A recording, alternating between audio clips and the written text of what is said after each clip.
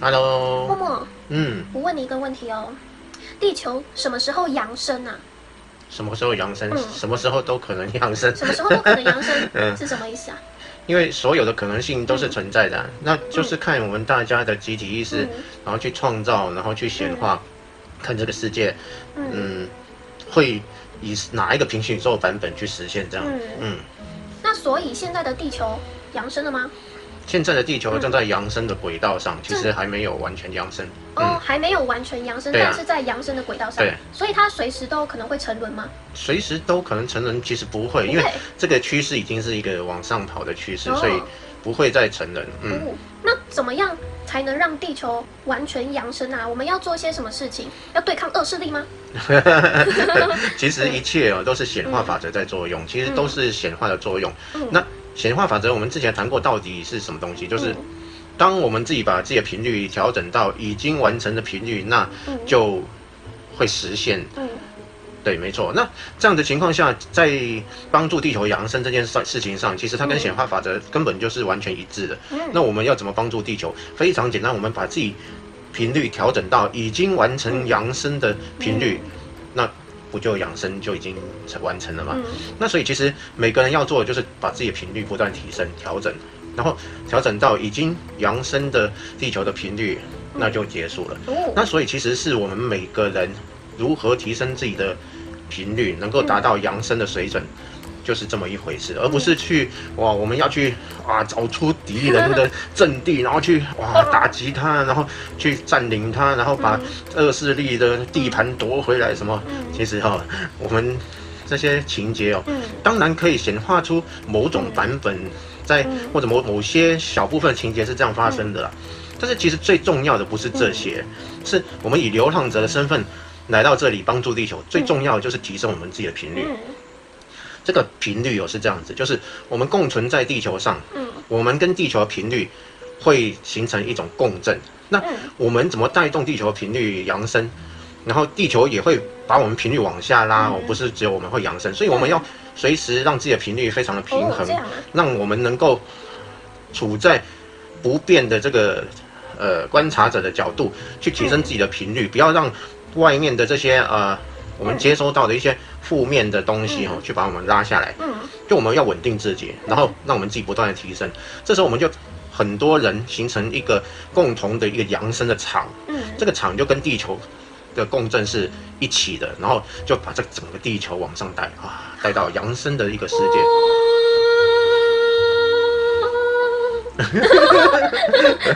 扬升，这个是声好高。扬升就让我想到这个动作，扬升，集体意识这样，创造一个系统，这样代表扬升。集体意识在意识里面就可以，其实可以不用那么明显。是啊，对啊。因为不是有说什么，有一些大师会做一些手势啊，那些不知道代表什么，会有什么作用什么的。那是另外一回事了，跟这个不太一样。这样。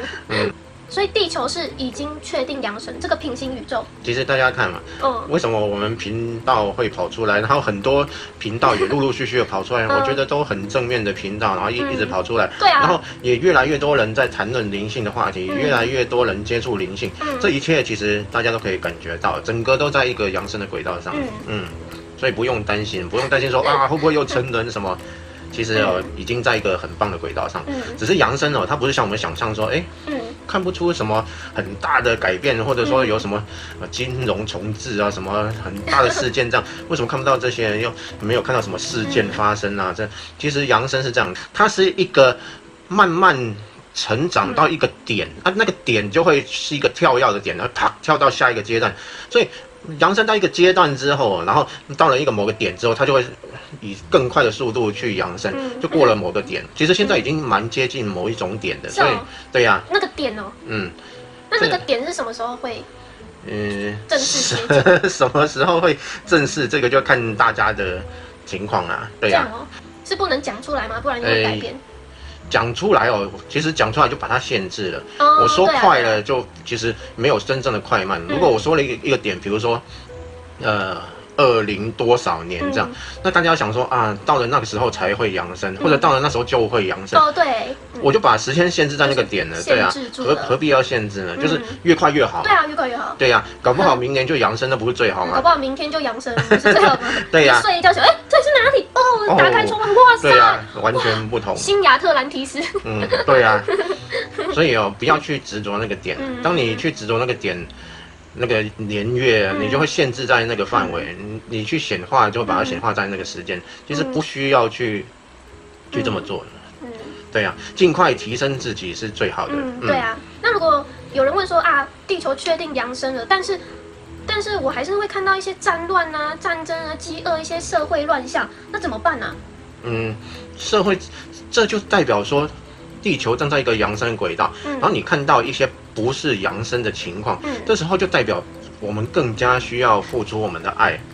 对，而不是说啊，好惨哦，好郁闷哦，地球怎么长这样子？然后一片混乱，然后战争什么。其实这时候正好就是我们看到了这些负面的、不平等的、不好的，那这时候就正是我们来这边的工作，我们更需要付出我们的爱，用我们的光去照耀这些负面的、不好的，然后让一切都会转向更美好。这样。目前这世界就是二元性世界，有光就有暗，所以有好人就有坏人。那我们已经确定扬升了，那些人是要怎么办？要杀了他们吗？有些人又说，其实杀了他们不用去同情，还是什么不用去怜悯，就是静静的这样子看着就好，因为那是他们的业，他们造了恶业，所以他们本来就该死之类的。讲这些话的人，他的内心还没有达到真正的一个平衡的状态，也就是说。我们是以光跟爱的频率存在在这个世界上，所以我们提供的就是爱。我们提供正面的存有，也是用爱来提供；我们看到负面的存有，我们还是用爱来提供。我们就是把我们的频率去跟它共振，让它的频率被我们消融掉。不管它是会有所改变，或者说他已经不适应这种共振频率，然后他就投身到别的世界去都好。那这是一个自然发生的情况，不是今天看到一个负面存有，我就赶紧把枪拿出来，然后对他扫射这样子，然后说死有余辜啊，这种负面存。那这样我们这种嗔恨心跟负面存有，你到底有多大的差别？对啊，不是一样吗？我们根本就没有用爱来感染这个地球，重要的是那个光跟爱高的振动频率，而不是那种单纯以两边各持己见，你认为应该怎样，我认为应该怎样，然后两边对打，打赢的那个就是赢家，赢家就是对的，赢家永远是对的，因为他赢了嘛。那这种社会其实跟原来地球的社会一模一样，并没有提升啊。对啊，只是反过来而已啊，不是？反过来一样啊，就是差不多啊。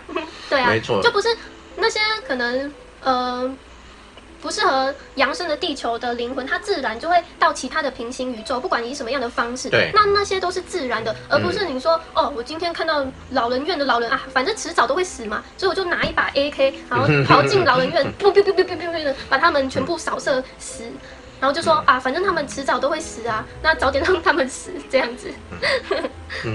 对啊，这种行为怎么会是一个有爱的？对啊，有些人会说光明外星人。他们就会去消灭那些负面存有啊等等之类的，可能杀死他们或是怎样。那说这些是光明存有，那都是高维度的外星人。不管是投生来的还是本来就是高维度外星人，说这些是高维度外星人，其实高维度外星人不一定是正面的，对不对？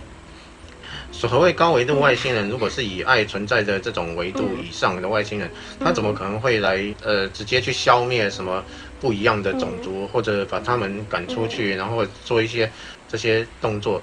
那这样子跟负面的存有不是其实一样吗？它的维度其实就没有那么高啊。是吗？你不是说那个高维度有正面跟负面？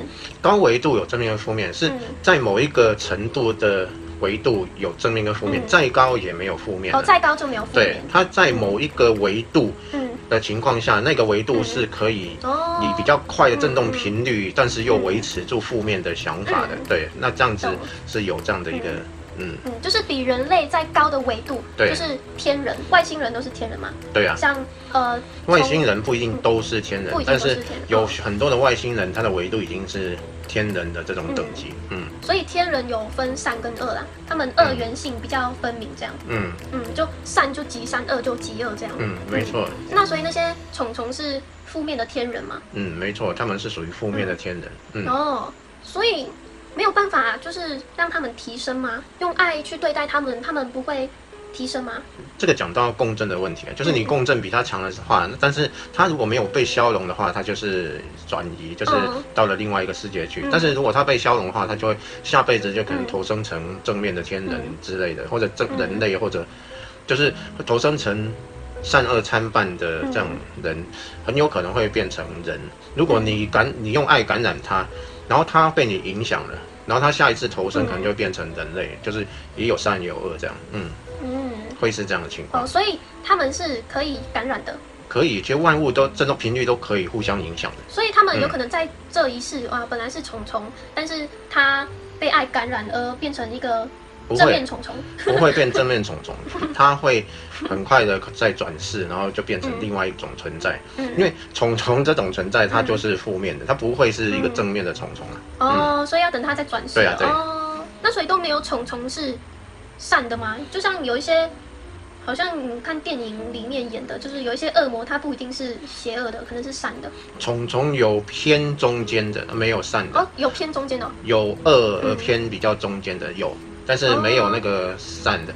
恶比较偏中间的，他下一辈子投生可能就投生在这种善恶参半的世界，他已经有一些转变，然后转变成不是那么偏恶的那一边。这种有。那其实善恶只是一种信念，对于我们来说，爱与光是善的，那对于他们来说，可能就是仇恨、恐惧是善的。那其实这只是一种信念嘛。什么是好，什么是坏？对他们来说，人们的恐惧就是好啊，人们的仇恨就是好啊，人们的负面对他们来说就是好啊。因为人们越是恐惧，他们就越吸收那个恐惧能量，就越得到滋养。那在这种情况下，对他来说当然就是好事。所以好跟坏、善跟恶，其实只是每一个人去看待事情的一个方式。那他们看待事情的方式就是恐惧对他们来说是好的。对呀，所以对他们来说，善就是恐惧、仇恨，对他们来说是善的。那对于我们来说，就是光啊、爱啊，这些才是善。那所以只是我们看待事情的方式不一样，没有绝对的善恶。就有人说，他说他是负面的啊，他又说他是负面的，那到底谁才是负面的啊？每个人都说自己才是光明，自己是善的啊什么的，到底哪一个才是善的啊？就是到底要怎么分辨谁才是善的啊？每个人都说他是善的，我是光明的。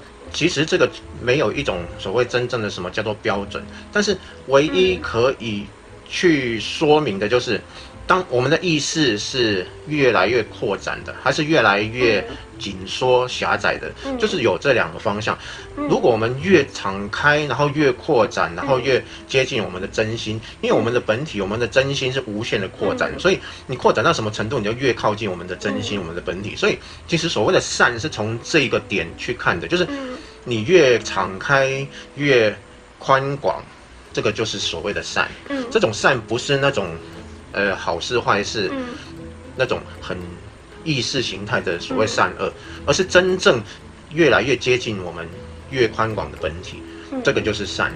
最好就是我保持在观察着，非善非恶，这种情况完全打开，完全敞开，一下子就达到完全无限的一个情况，就是至善。可是我们不是有一部影片说，有人说我不是善，我也不是恶哦。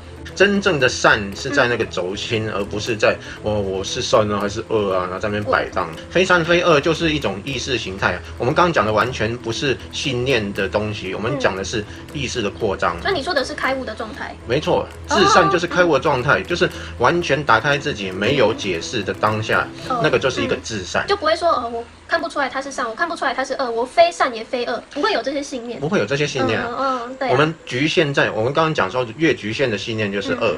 我们局限在善，或局限在恶，或局限在非善非恶，其实都是一种局限，它不是真的善。我们刚刚讲的至善就是完全敞开，就是至善，没有什么善的信念、恶的信念或非善非恶的信念。是一种完全敞开的。所以说善不是善，恶不是恶吗？善不是善，恶不是恶。你说的是？我说的是越接近敞开的就是善，因为我们刚刚讲到，即使是有意识的、有信念的光跟爱，它也是一种敞开的状态，它绝对不是一种紧缩的状态。像仇恨、恐惧，这些都是非常紧缩的状态。只要是紧缩就是恶，敞开就是善。你可不可以举个例子啊？我说我是善，然后我并且要求你也跟我一模一样，因为我觉得我是善的，我就会说你为什么不做一些善的？然后你应该怎样怎样怎样怎样怎样怎样，你应该怎样怎样，你就把对方规范在一个狭窄的范围。但是这个就是不是真的善。那另外一个不同是，我完全接纳你，完全允许你，你说什么那是你的选择，我都觉得是一件很棒的事情。因为在这个故事里面，如何选择都是可以的。我只是把我敞开来对你，然后不管你做什么讲什么，我都觉得那是你的一个过程。我希望你也跟我一样很敞开，很舒服。我面对你的时候，我是舒服的，我是敞开的。但是你面对我的时候，你认为我做的不对，所以你的心是揪在一起的。你会觉得啊，你怎么这样子啊？你这样不应该啊！你这样是负面存有，你是邪恶势力啊！邪恶势力，你是负面存有，集团派来的。对啊，没错，那个心就是一种紧缩的嘛，这非常明显，他的心就紧缩。那这边不一样，我是一个包容，一个爱，这就是一个紧缩，一个敞开。那哪一边才是善？两边都说它是善啊，但是很明显的，这一边它是舒服的，是敞开的，是包容的，是爱。那这一边就不是，他只是把他的观念、他的意识去绑架别人，只是这样子而已啊。所以他的心是紧缩的。就是从文字上怎么说都可以啦，可以说我才是真正的善，我是真正光明，但是频率还是骗不了人的，频率骗不了人，对啊。所以呀，就是分辨一个人是善是恶，不是听他的文字说了什么，而是直接感受他的能量。那会不会有一种情况，就是他就是这个人就是很敞开很包容，但是有别人就觉得你说什么感受能量，我就觉得你能量不好，我接近你我就觉得很不舒服，那你还敢说你是光明什么？这有什么问题呢？他为什么会不舒服？那就是代表他不够敞开，那就是他可以让自己更敞开，而问题不在别人身上。如果我们走在街上，然后看到一大群人，然后我们看到绝大部分人，我们都不顺眼，都不舒服，那就是我们的问题，不是那一群人的问题。当然是这样子啊。如果我们是敞开的，我们就会觉得，如果他们不够完善，我们甚至会怜悯，会觉得说啊，他们好可怜，他们为什么这么紧缩？我希望能够让他们更开阔。也可以跟我一样这么开心，这么喜悦。我希望他们也一样。那菩萨就是这种心肠嘛，它就是这种频率。那越接近这种敞开频率，才是善的，而不是看到很多人我都不顺眼。所以你的意思是说，只要我生气或看一个人不顺眼，都是自己的问题，都是不敞开的吗？没错。那我今天在路上看到有一个人在殴打一个小孩，在虐待他，那我看到他就觉得很不爽，那也是我的问题吗？当然是啊，是哦，完全是啊。当你看到一件不是很公平的事情的时候，你其实是拿着自己的一个秤在那边称，对错，你在评量这件事情。你看到一个人他痛苦，我们看到的这两个人其实都是处在一种不是很正常的状态，另一个是被殴打，然后被欺负，他处在一种痛苦的状态；另外一个是处在一种心里面很狭窄的状态去做了这件事情，所以两个人都是我们怜悯的对象，而不是说啊这个人好邪恶，然后怎么会这样子？我应该打他一顿，他打他，然后我打他，这样我跟他到底有什么不同？他仇恨他，所以他打他；我看他不顺眼，我仇恨他，我打他。对呀，所以这我跟他就一模一样啊。那他只是看他不顺眼，所以打他嘛。那结果我也看他不顺眼，我打他。那我跟他到底有什么不同？一样的啊。所以，当我们越敞开情况是，我们会看到这两个其实都是可怜的人，而不是说某一方面。对啊，像我自己嘛，以前身边有一个就是他可能会莫名其妙对我生气的人，但是很多时候我通常都是静静的，也不会做回应，就是很冷静，我就看着他生气的容貌，当下我就觉得他是缺乏爱的，他是没有安全感的，他是觉得自己很有压力的。那我反而是会，有点怜悯他，就觉得其实他是需要爱的。其实世界是一面镜子，我们借由看到每一个人，来反映我们内在有什么东西是需要学习或者改变的。当我们看到一个人，我们觉得让我们很生气或仇恨的时候，并不是那个人的问题，它只是一面镜子，反映出我内在还有什么想法过不去。我们自己有信念过不去，然后这个过不去信念会让我们自己造成堵塞，然后难过，然后卡住，然后生气。这个情绪哪里来？就是卡住了，堵住了。那被什么东西堵住？我们自己往内看，我们应该去消化它，让它过去。那以后我们看到就更敞开，就没有这个问题。世界是让我们学习的。很多人在父母跟小孩的关系里面，在婚姻关系里面，往往都会有很多学习的空间。这些学习的空间，并不是让我们来逃离或者抵抗或者做出一些反应，而是让我们看到说，我们内在还有什么地方是过不去的。它其实提供我们一个让我们看到自己内在的机会。我们应该去感谢这个人，而不是说我们应该消灭他或者逃离他，或者就可以选择逃离。但是逃离其实我们就放弃了一次学习的机会。那要怎么面对，怎么做啊？那我遇到一件我认为负面的事情，那我要怎么办？去爱吗？其实我们如果用狭隘的观念，或者我们用比较粗浅的想法去想说，我只要转念就好了，转念就好，转念就好。其实这个非常慢，就是我要转到什么时候？我每遇到一个念头我要转念，每遇到一个念头我要转念，然后发现转也转不完，转得好累哦，精疲力竭，怎么转也转不完。我到底有多少功课要修啊？我来这里到底要学多久？学10辈子也转不完，然后一直卡住。你到底要怎样？非常简单，就是我们说不解释。当你不解释的时候，它就过去了。不解释就过去了。所以，当我们自己能够用观察者的角度去看的时候，其实这只是一个流动的现象。现象在那里跑，我只是看着，我没有去解释它的时候，它就过去了。我一解释它，你怎么这样呢？就卡住了。当我观察着它只是来来去去的现象。我们要学习的是这个，我们要赶快达成的是自己能用比较具有观察者的角度去看事情，即使还没有开悟，也要让自己去以比较超然的像玩家一样的态度去看世界。我们觉得很棒的时候，我们甚至可以离开这观察者，跳进去玩，去享受。不管是美食也好，什么都好，你可以去享受它。但是当我们遇到一些自己觉得不舒服的地方的时候，我们更需要保持观察者的角度，让它过去。其实很多事情是这样子，在显化法则里面，我们在业的法则里面，为什么我们会一直重复遇到同一件事？轮回为什么一直发生？就是我们不让它过去。我们只要一次不让它过去，它又会存回我们的内心、我们的潜意识、我们的第8意识、我们的阿卡西记录。下次它又会跑出来，又过不去。跑出来又遇到一次，又存回去。那越存就越多，又越卡。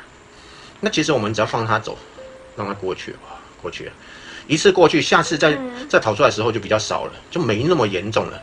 那第3次，越来越淡了。再一次，没了，完全都是通的了。我们就对一个现象完全消化掉了。这个才是真的善。那让它过去就是不解释嘛，我都不要说话，但是我有感觉怎么办？感觉不是感觉，只是我们看到的对象。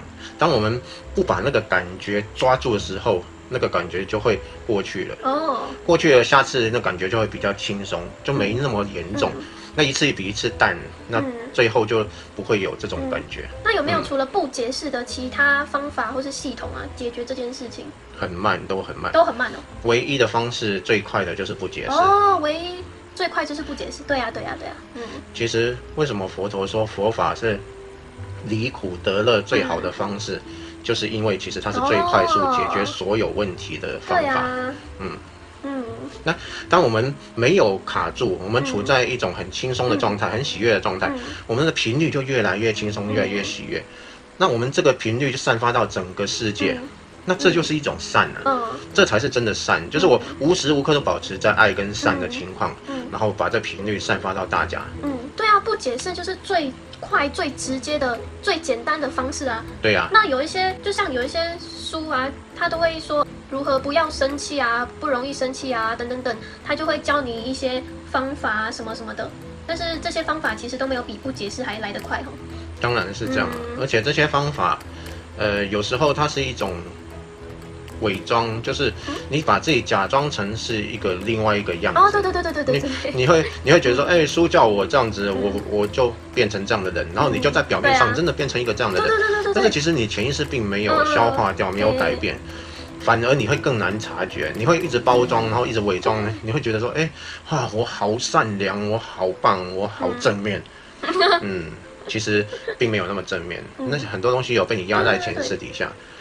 我们不是要让这些东西被压进去，那是会造成很难消化的情况。对啊。相反的，每一次我们不开心的时候，我们就直接融入那个不开心，直接面对那个不开心，让它浮现。然后让你用观察者让它过去，对啊，不要让它压在里面。不是包装啊，书叫我要装做一个很和善、很平静、很正面的人，那如何正面？如何表现？先微笑，先微笑，然后再来怎样，然后把你像包装成一个什么东西这样子，像偶像一般的存在，就好多偶像都感觉好快乐，我都好像没有什么负面想法什么的，就好像小天使一样。然后小时候就想，哇，他们都给人感觉总是就是好像很美好这样子。如果能够看到别人的能量，就会觉得有时候很多现象非常有趣。就是你看一个人笑得好灿烂，然后但是你看到他的能量就呈现出生气或忧郁，这时候你就觉得，怎么会这样子呢？明明他样子就笑得好灿烂，但是其实他并非这样子。超有趣。所以大家就快深入内在提升自己，就可以看到万事万物的能量状态这样，那你就会看见各式各样的情形，很有趣。台上那些偶像好像笑得很开心，光鲜亮丽，然后好像很亲民这样，其实有一些是装出来的。那他的能量可能呈现是那种很骄傲的能量，所以未来的世界好像真的不适合包装，未来世界也没办法包装，也没办法包装，每个人都有第三眼，你要怎么包装？一眼就看出你现在是什么状态，你要包装也没有用。对呀。以后扬升之后，然后每个人都有这种感应，而且每个人都有读心术，就是对方想什么，其实你已经知道了。那这时候你要隐藏什么？完全没办法隐藏。所以从现在就开始学会敞开，就不要把面具慢慢一层一层剥掉，因为到时候也没办法隐藏。对呀。有些人说我们戴面具怎样？其实这世界很多人不会戴实体的面具，但都会戴无形的面具啊，跟我们有什么差别？我看到一个观众他的留言好有智慧，他说其实每个人都戴着面具啊，只知道人就是戴着面具生活。好有道理，好有道理，对啊。我们人类的社会就不是我们戴面具是错，就是我们被教育成不戴面具不行，就是比如说我在一个聚餐上面，当我不开心的时候，我不能表现出我不开心啊，我一定要伪装啊，大家好啊，你好，其实，对呀。我看到遇到一个客户什么，然后我就觉得他嘴脸我真的是不喜欢。但是我要装着，陈董，哎呀，好久不见的话，你容光焕发，然后心里面一直讲伪心论，然后一直戴着这个面具，对呀，厚黑学，这社会就是这样，不是我们故意要这样子，就是把我们培养成就是必须戴着面具，甚至我们在家里也一样父母亲然后看到我们的时候，我们都要笑然后表现得很开心这样，我们不能表现出一点点不开心或不喜悦，有时候就父母就觉得。你脸这么臭干嘛？然后怎样，然后就开骂了。甚至有一些就是小孩不能哭，哭了就要被打。不能哭，不能臭脸，然后不能不开心，然后所以这个教育从小我们就要被培养成戴着面具，所以不是墨子跟巧巧戴着面具，其实整个社会就是一个面具社会。对啊，整个面具，整个社会都是面具啊。我们只是戴个实体面具，大家会觉得，怎么戴面具啊，怪力乱神。戴着这个面具，然后表现出真诚，其实我们不一定是在戴着面具。对啊，很有趣的现象。我现在才发现，对啊，讲得好有道理哦。讲得好有道理。对啊，很多人都戴面具。还说我们戴面具，我们是最没戴面具，就搞不好我们是最没戴。对呀。像我以前就是好奇宝宝，我都会好像从刚升上高中吧，就开始对课外书有兴趣，就会看一些心理学啊，人际关系学啊，魅力学啊，厚黑学啊，等等，我就看那些，我因为我什么都不懂嘛，就是一个新生，我就研究，后来我就发现，很多书都有共通点，那有些可能这本书跟这本书是讲的有冲突，就让我觉得不知道要相信哪一个啊，有些就会教你说啊，要放下啊，不用努力啊，要很轻松自在啊，自然的怎样显化啊、吸引啊什么的啊，还有那个成功学啊，有些书就要教你，要很积极啊，像哈佛大学那些学生一样，然后要很拼命啊。你看那些学生可能每天只睡2-3个小时，早上4点就要起床读书了，然后就很认真。他们为什么能成功？就是因为他们努力。有像厚黑学，他就会教你如何攻略对方的心啊，让对方信任你。对啊，可能有某一些方式，但很多书我都没有看到最后啦，就只是翻大概了解这样，也没有很有兴趣。那不管是从努力到放下一切的，其实我都有尝试过。就高中就很好奇宝宝，就什么事情都尝试，就觉得好新鲜，好好玩这样。而且高中的时候，我就自己在想一件事情了。那好像这件事情是书里我没有看过的，也没有人告诉我的。我想的一件事情就是，我在想啊，这世界会不会有那一种一眼就能看穿对方的人，看透对方的人？就是即使我表面在演得再好，我是一个很专业的演员，那我可能不管怎么样包装我自己，最终对方一眼就能看穿我是一个怎么样的人，然后我背后的动机是什么，那我的出发点是什么，我的信念是什么，等等等等等。最后我的答案是，我觉得这世界上真的有这种人存在。结果我就把墨子显化出来，把墨子显化出来。幸好我不太会。伪装，对啊，就是好神奇哦，真的是这样子。后来才知道，高中的时候不知道什么是能量，什么灵性不知道，那后来就知道原来整个宇宙什么的其实就是能量的变化，对，能量变化出来的。这有点像那个骇客任务，最后他体会到，看穿一切好像都是一些数据在那里跑。那你看到能量，也感觉有点像这样，一切都是能量在变化。所以啊，现在目前地球是确定扬升了，而且正在扬升的轨道上。那大家可以渐渐的、慢慢的把自己的面具给一层一层脱下来、剥下来了。成为那个最自然的自己。没错，尽量保持自己处在观察者的角度，让自己一切卡住的都让它过去，然后让自己的频率不断的提升，然后这个世界就会扬升的很快。对啊，你看这么简单。不管做什么事情啊，我觉得都可以以玩乐的心态去执行。对啊，这样你就会感觉自己像个玩家一样，而不会是里面的正在做的那个人，而是在玩。对啊，重点是你要玩什么。你没有应该要去做的事情，重点是你要玩什么，就玩自己开心的事啊。对啊，相信这样子都能很和谐，很美好。对，